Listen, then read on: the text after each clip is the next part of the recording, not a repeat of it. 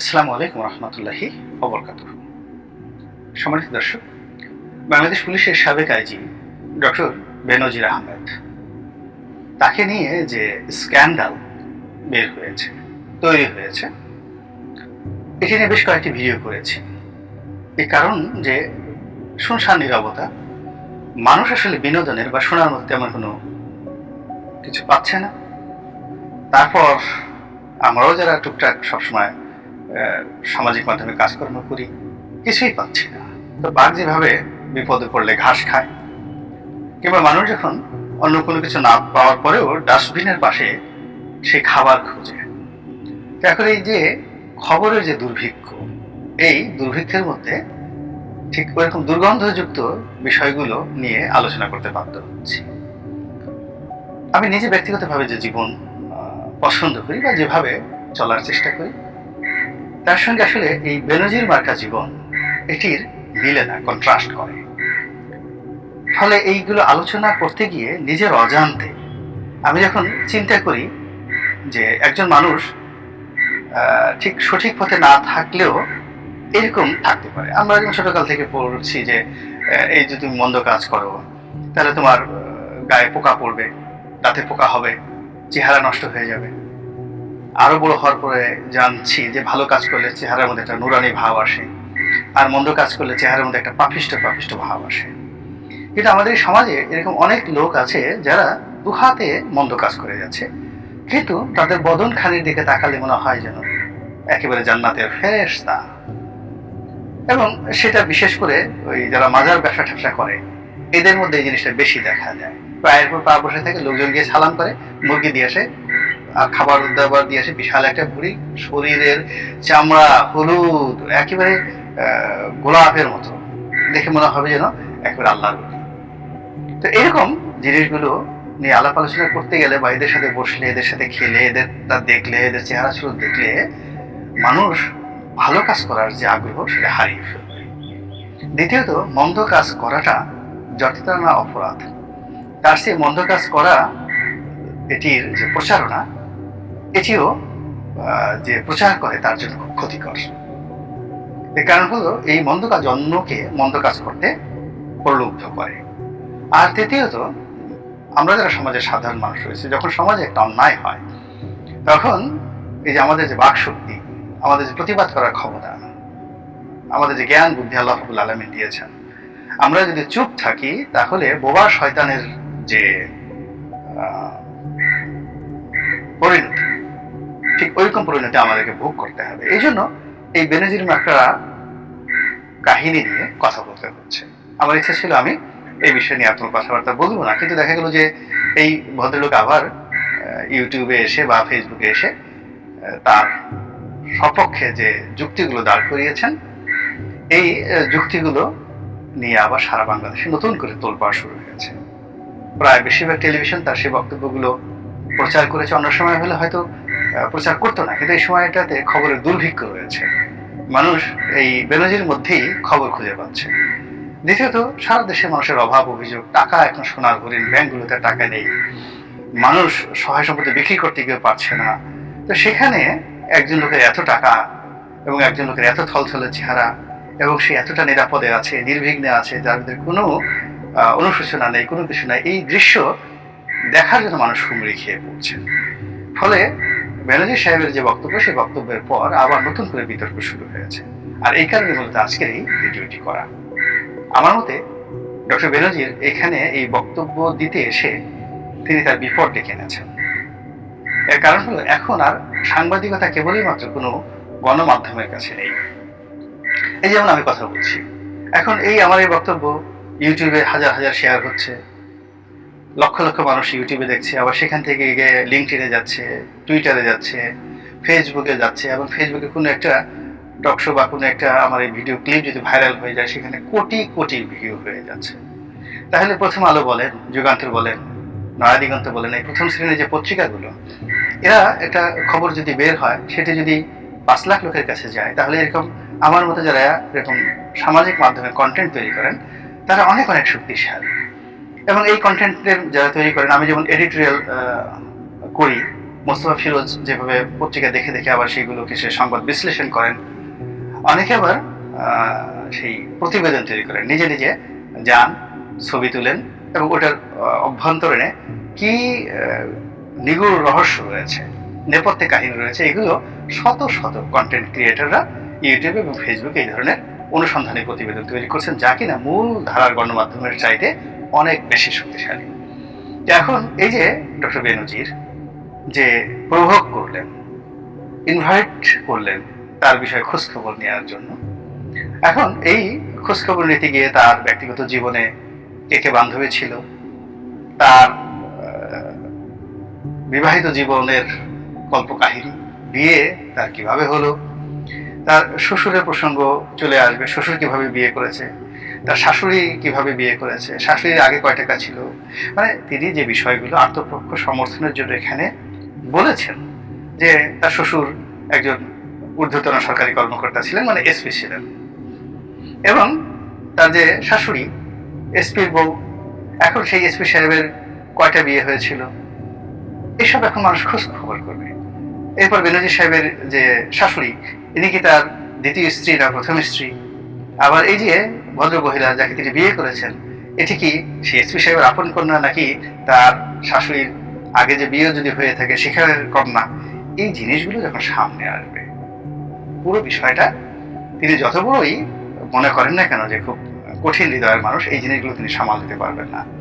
তার 3জন বা 4জন কন্যা রয়েছেন, এরা বাংলাদেশের কোথায় লেখাপড়া করেছেন, কোথায় এদের বিয়ে দেওয়া হয়েছে আমরা কিছুই জানি না। এরা কতটা ভালো, কতটা মন্দ, কতটা উশৃঙ্খল, কতটা শৃঙ্খল, কতটা মহান, আমরা কিছুই জানি না।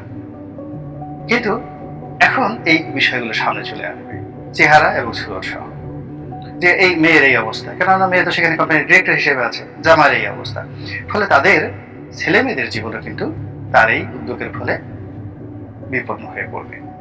3 নম্বর আমি যে জিনিসটা দেখলাম সেটা হলো তার ভিতরে কোনো অনুশোচনা নেই, অনুশোচনা নেই, কোনো ভয় নেই, কোনো আতঙ্ক নেই, অনেকটা নির্লিপ্ত, এবং তিনি মনে করছেন যে তিনি শতভাগ সঠিক, তার জীবনের কোথাও কোনো স্পট নেই। একেবারে জান্নাত থেকে যদি কোনো মানুষকে পৃথিবীতে পাঠানো হয়, তার যেমন একটা নিরপরাধ অভিব্যক্তি থাকে, এবং এই পৃথিবীতে যদি উত্তম চরিত্রের কোনো গৌতম বুদ্ধ থেকে থাকেন, তিনি যেভাবে নিষ্পাপ কর্ম করেন এবং নিষ্পাপ চিন্তা করেন, এবং এই পৃথিবীতে যদি কোনো চালাক ব্যক্তি থাকেন, জ্ঞানী ব্যক্তি থাকেন, যিনি কাগজ কলমে সব কিছু ওকে রাখেন, চাণক্যের মতো, আবুল ফজলের মতো, রাজা টোডরমলের মতো বুদ্ধিমান যদি পৃথিবীতে কেউ থাকে, তাদের চেয়ে বড় বুদ্ধিমান এই ডক্টর বেনজির। তিনি বলার চেষ্টা করেছেন 2014 সালে মৎস্য খামার করে তিনি এই পুরস্কার পেয়েছেন। আরে বাবা, একজন আইজি এটা মাছের খামার করেছেন, তিনি যদি 1000 পুরস্কার চান, বাংলাদেশের কোন মন্ত্রণালয়ের মন্ত্রীর বাপের সাধ্য এখন আইজির যে ক্ষমতা তাকে পুরস্কার না দেয়? আর বেনজির সাহেব তো যেন তেন আইজি ছিলেন না, তিনি বাপ, ফাদার অফ অল আইজি, সব আইজিদের বাপ ছিলেন। তো কাজেই তার জন্য তো পুরস্কার কোনো বিষয় নয়। তিনি ইনকাম ট্যাক্সের ফাইলে সবকিছু বলেছেন, ইনকাম ট্যাক্সের কোন কমিশনার, কোন ডিপ্টি কমিশনার, তার কলিজা কত বড়, যে পুলিশের আইজি বেনজির, মেট্রোপলিটন পুলিশের কমিশনার বেনজির, র্যাবের ডিজি বেনজিরের ফাইলে তিনি তার সহায় সম্পত্তি নিয়ে প্রশ্ন তুলবেন, আর ফাইলে সেগুলো বেআইনি কোনো কিছু তিনি লিখতে বাধা দিবেন। কার এমন সাধ্য ছিল? তাকে নিয়ে তদন্ত করবে দুর্নীতি দমন কমিশনের, কার এত বড় বুকের পাটা? এই যে আতঙ্ক, ভয়গুলো, এই ভয়গুলো তিনি যখন ক্ষমতায় ছিলেন তখন যেভাবে কাজ করেছে, এখন তার যে অভিব্যক্তি, সেই অভিব্যক্তিতে মনে হচ্ছে তিনি এখনো ঠিক আগের মতোই আছেন। কিন্তু বাতাস আগের মতো থাকে না রে সোনা, বাতাস পরিবর্তন হয়, কখনো পূবের বাতাস পশ্চিমে চলে যায়, পশ্চিমের বাতাস উত্তরে চলে যায়, দক্ষিণে চলে যায়। যখন জীবনে ঝড় আসে সবকিছু তছনছ হয়ে যায়। এই পুলিশ বাহিনী আজকের নয়, শত বছরের। কত আইজি এলো, কত আইজি গেল, কয়জনের নাম আমরা বলতে পারি, তার নামও থাকবে না। কিন্তু এই পৃথিবী যেটি হয় সেটি হলো কারো সুকর্ম বিনষ্ট করে আর কারো কুকর্ম সে ধারণ করে না, কুকর্ম সে উদ্গীরণ করে দেয় পৃথিবীর মাটি।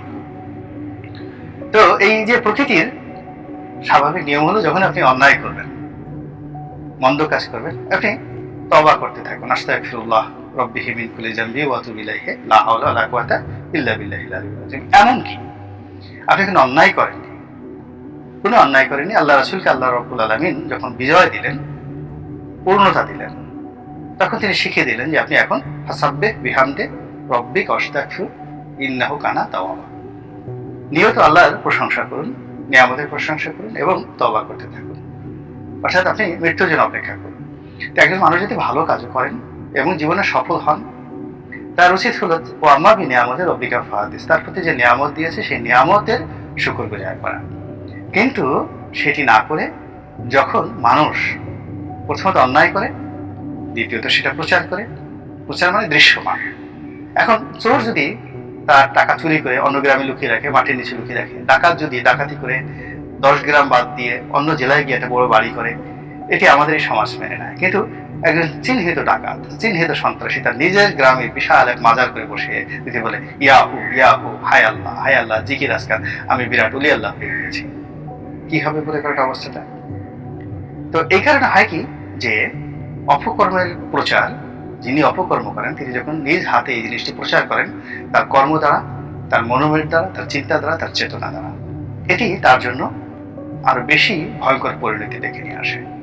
3 নম্বর হলো যে তিনি যখন সেটি অনুশোচনা অনুভব না করেন, সেখান থেকে ফিরে আসার রাস্তা না খুঁজেন, বরং তার সেই কুকর্মকে জায়েজ করার জন্য তিনি যখন ফন্দি ফিকির করতে থাকেন, যেটি এটি কুফরি মতবাদ, এটি কাফেরদের ঠিক এই অবস্থাটাই ছিল। তারা জানতো, সত্য কথাটা জানতো বা এখনো জানে, কিন্তু তারপর সেটা অস্বীকার করে। তো এখন একজন চোর, সে জানে যে সে চুরি করেছে, সে ঘুষ খেয়েছে, সে দুর্নীতি করেছে, চিন্তায় দুর্নীতি করেছে, কর্মে দুর্নীতি করেছে, অন্যায় করেছে। আচ্ছা আপনি চিন্তা করেন তো, যারা এই ব্যালট বাক্স ছিনতাই করার কাজে সাহায্য করেছে, রাতের ভোট যারা অনুষ্ঠান করেছে, যারা দামি ভোটের আয়োজক ছিল, তারা কি ফেরেশতা? তাদের বিচার কি দুনিয়া আখিরাতে হবে না? একটা প্রমোশনিকে তাদের সব কিছু হয়ে যাবে? কিংবা তারা একটু জেলে গেল, এদিকে সব সমস্যার সমাধান হবে? আল্লাহ কি এত সহজ? কখনই হবে না।